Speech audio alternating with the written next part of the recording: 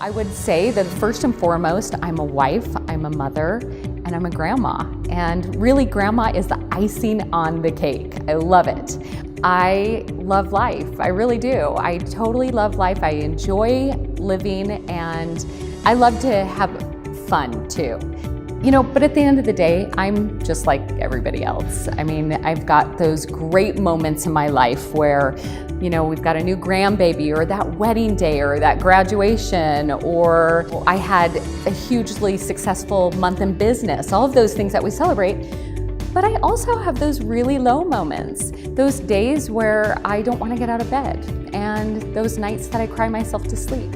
I can't tell you how many times in the last 5 months in the creation of this book that I've stayed in yoga pants all day, and I haven't even brushed my hair. But that's life, right? We have those ups, we have those downs, and it's just like success. When we sign up for success, we're signing up for failure too.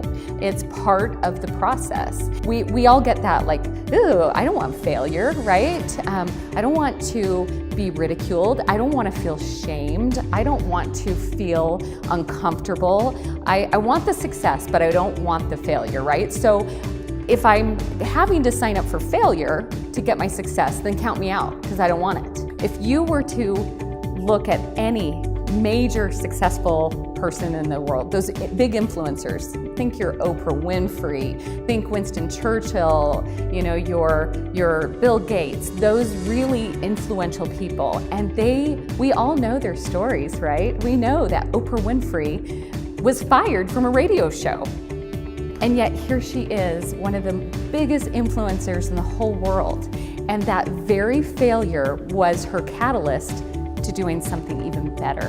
I realized, it kind of unfolded to me, that the reason why I had so much success in my life was because of my failures. That every success that I had was beautifully gift wrapped in failure. I really truly thought about myself 3 decades ago. This younger girl that had all the gifts, all the talents that I have right now, and yet I was so scared to make a mistake.